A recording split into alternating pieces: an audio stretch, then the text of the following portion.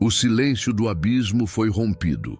Uma luz cortou as trevas como uma lâmina, as profundezas estremeceram e o próprio inferno, acostumado a ser o lugar da ausência, sentiu algo que jamais havia sentido antes: a presença do Filho de Deus.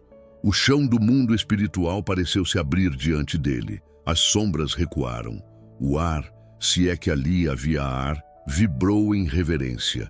Jesus descia, não como um prisioneiro, mas como rei. Não como vítima, mas como conquistador. O cordeiro que havia sido imolado estava agora diante das portas do Hades, trazendo em seu semblante a serenidade de quem venceu antes mesmo da batalha começar. Os ecos de sua chegada atravessaram reinos. As almas dos antigos patriarcas se levantaram. Os demônios, outrora arrogantes, silenciaram. O inferno se tornava o palco do maior mistério da história da redenção. A jornada para as profundezas. Mas como o Filho de Deus chegou até ali? Como o Criador de todas as coisas desceu ao lugar dos mortos? Voltemos ao Gólgota. O sol escurecia e o vento trazia o cheiro de ferro e sangue.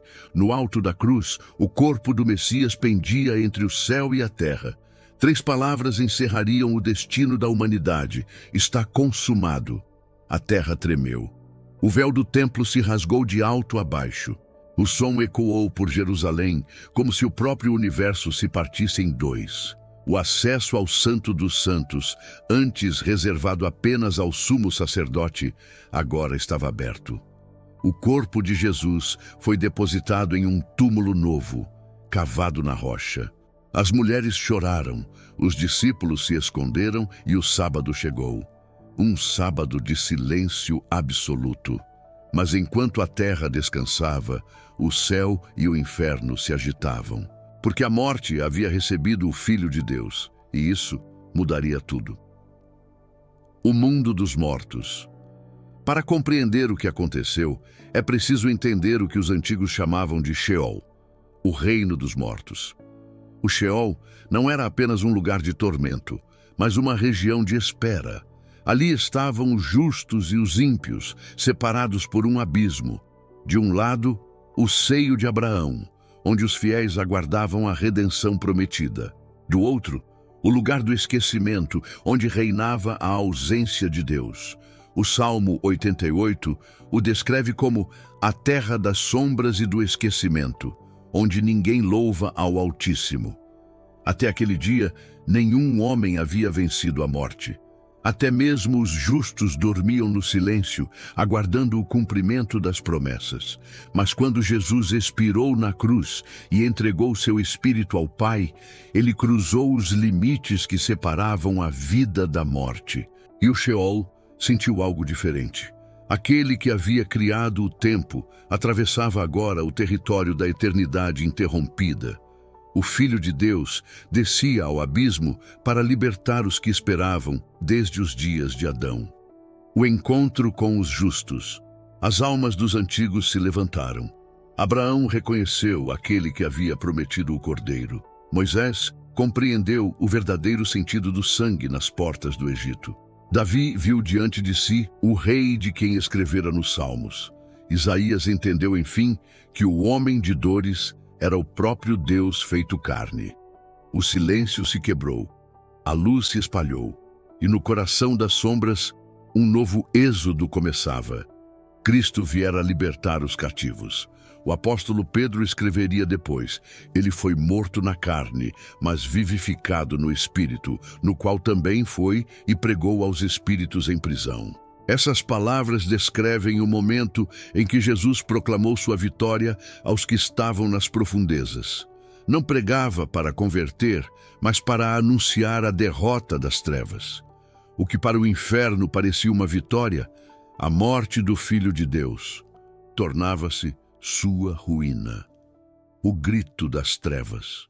As legiões caídas estremeceram. O príncipe das trevas, que pensou ter vencido, agora via a cruz transformar-se em trono. Os ecos do Gólgota atravessavam o abismo. As feridas nas mãos do Messias brilhavam mais do que qualquer coroa que o inferno já conhecera.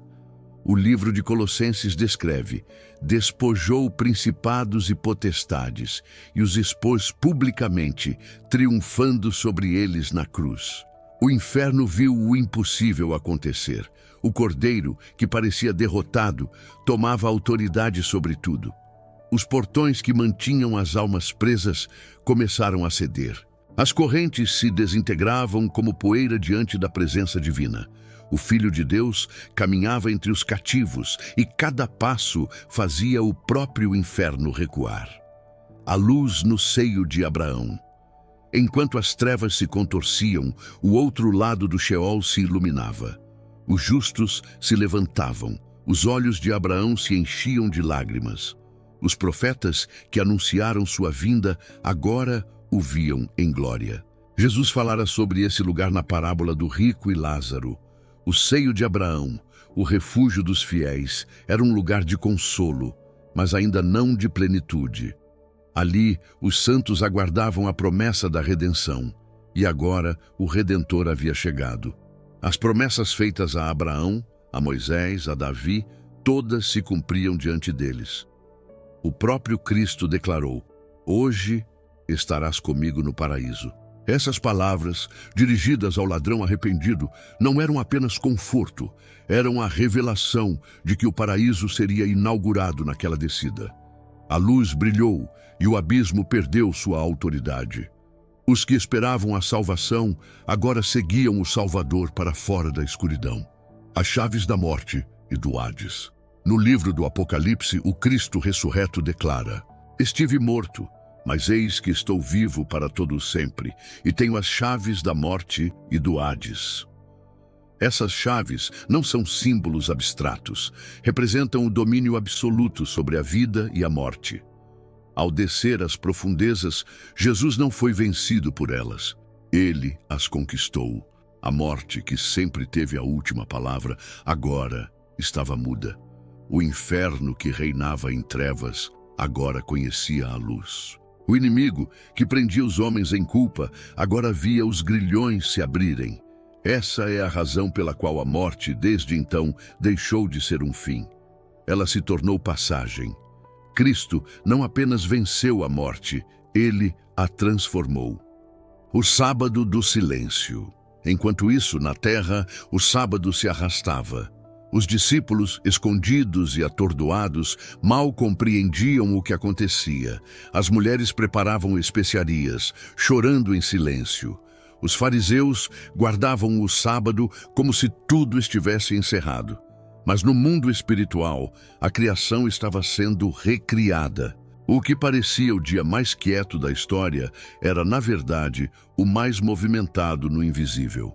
Aquele sábado foi o divisor de águas entre o velho e o novo mundo. E nas profundezas, os ecos da libertação já se espalhavam.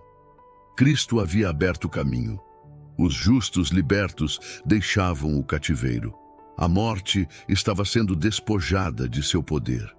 O sábado terminava e o sol da nova criação começava a nascer.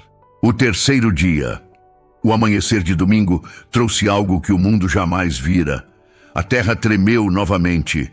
O selo romano que guardava o túmulo se partiu. O anjo do Senhor desceu e a pedra foi rolada. Os guardas caíram como mortos diante da luz que irradiava. E então o impossível aconteceu.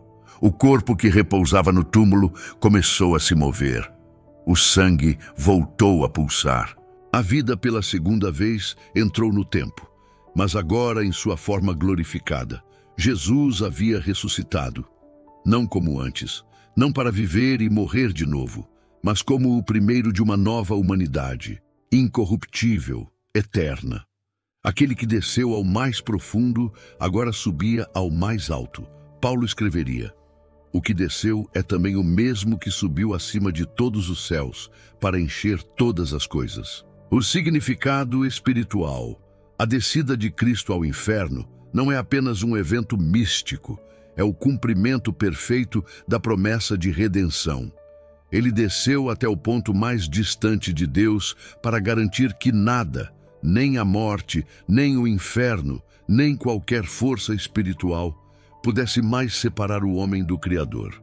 Por isso, quando alguém se sente em desespero, nas trevas da alma, deve lembrar: Cristo já esteve lá. Ele conhece o peso da escuridão. E é justamente ali, onde tudo parece perdido, que sua luz brilha mais forte. Essa é a mensagem da descida. Nenhum lugar está fora do alcance da graça. Cristo entrou no inferno para que ninguém mais precisasse permanecer nele. Desceu ao abismo para abrir caminho de volta à luz. O amor de Deus não ficou na superfície. Ele desceu até o fundo da condição humana e a transformou por completo. A mensagem para nós hoje. O que a humanidade aprendeu com esse mistério?